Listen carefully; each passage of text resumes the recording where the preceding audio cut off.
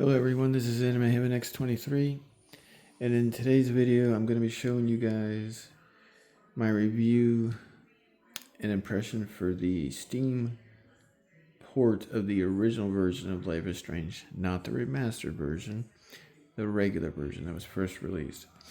And if you compare the two, in terms of the last issues that are listed, you want to go with the regular version. Because in this version of Life is Strange that I'm showing you right here, it says like the only thing wrong with this is about entering like small text or whatever, and you don't enter any text in this game. So that is something why I couldn't figure out was listed. So as far as I'm concerned, I'm going to tell you about the two small issues I had.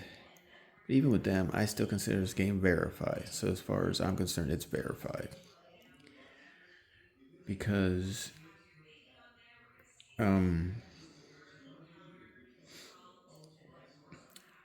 this version has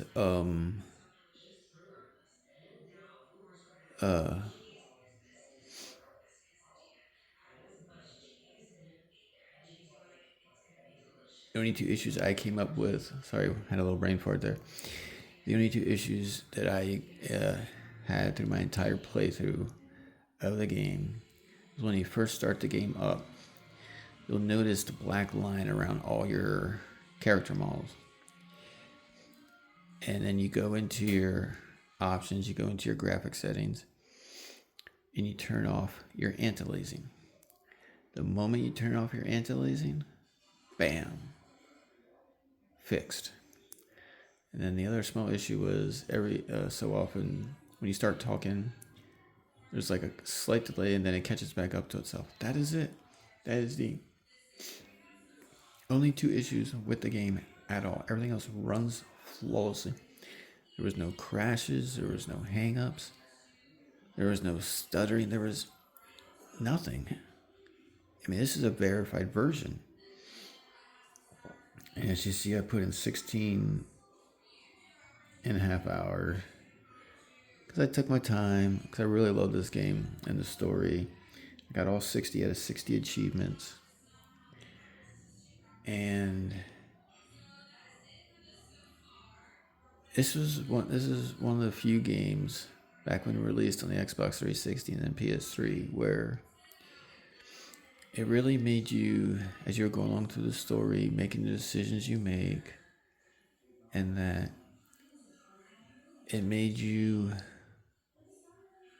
question, did I make the right decision? And throughout your 5 episodes, you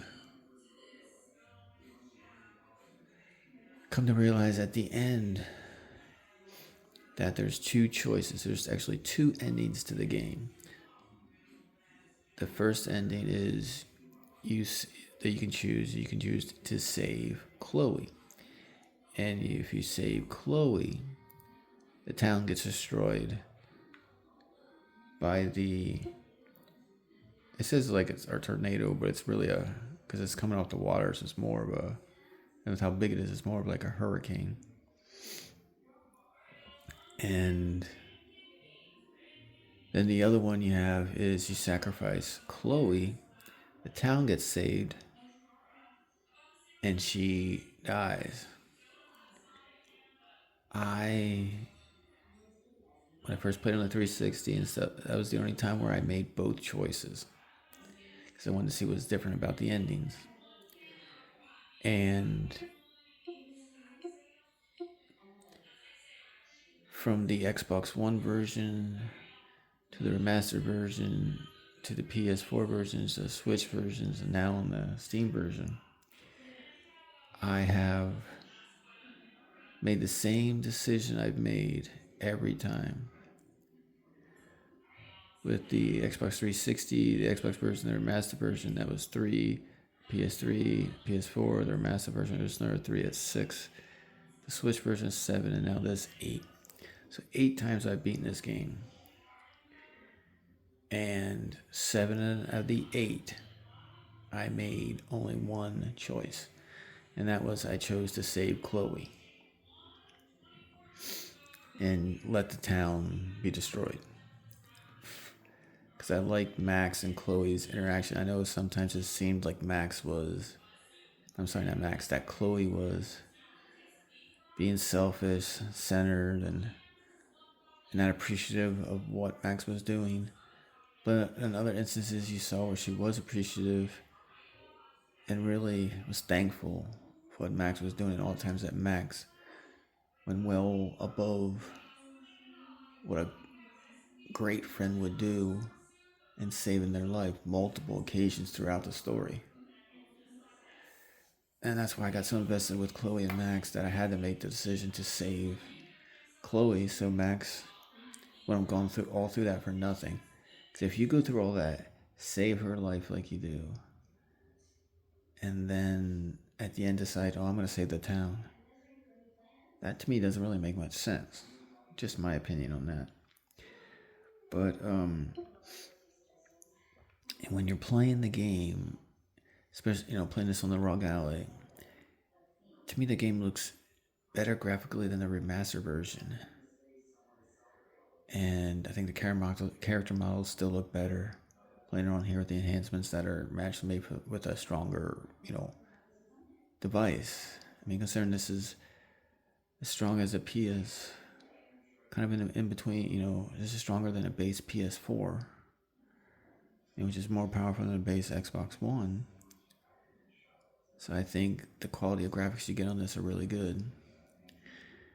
The only collectibles you have, are the pictures that you take. That is it. Otherwise, which I like, because you get the pictures, then you're just fully concentrating on the story.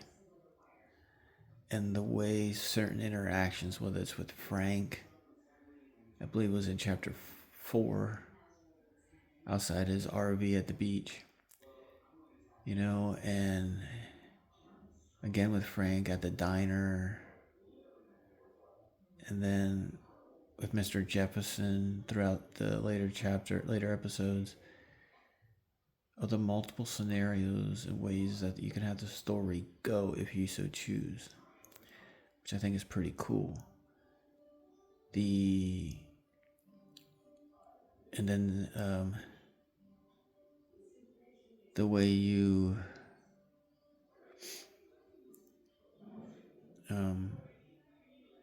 save oh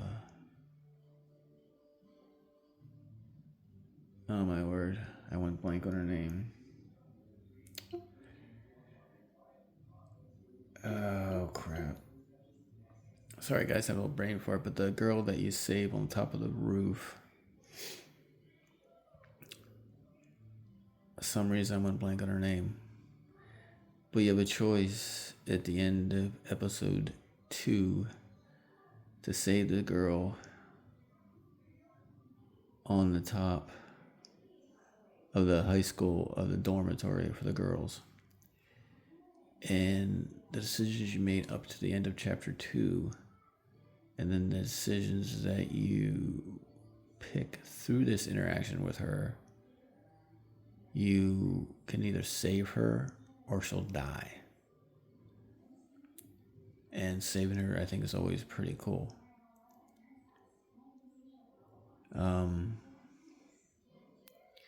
And then, then you find out in this what happened to Chloe's friend Rachel Amber, which you find out a good about in the prequel Before the Storm. So all those answers are given to you. And just the way that the story's intertwined and the conclusion that it gives you at the end, I think was just really well done. And to me, this is the pinnacle of the series. Before the Storm was really good. True Colors was good. Life is Strange 2 to me is bad. I consider it a bad game. For the series, it's decent overall as a game, I think it's decent, but in terms of Life is Strange game, I think it's bad. Because I think there's like 7 different endings or something that the game can have. Granted, it's not reflective on if you get 100% or not in the game. But back to this game, I picked it up for, I believe it was $14.99. Well worth it. So if you decide to get the regular version. Do not get the remastered version. Too many issues. I just think the regular version looks better. And Before the Storm, get the regular version on that as well.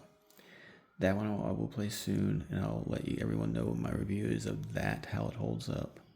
And if it's just like this one, where the thing about the small text entering is just irrelevant, and that basically it's a verified game. Great on this Steam Deck. So overall, I give this game a 10 out of 10. This version to me is, even with those 2 slight issues, I still think it's a 10 out of 10. Highly recommend it. Great on this handheld. And I think if you want a good story that can get to you, it's makes you think about what decisions would you actually make in those particular situations. So overall, definitely a must buy. But like I said, buy the regular version of Life is Strange. Do not buy the remastered. So this is my review impression of Life is Strange, the regular version on Steam on my Rog Ally. Hope you guys enjoyed it. Please like, share, subscribe, and take care, everyone. And goodbye, and thank you.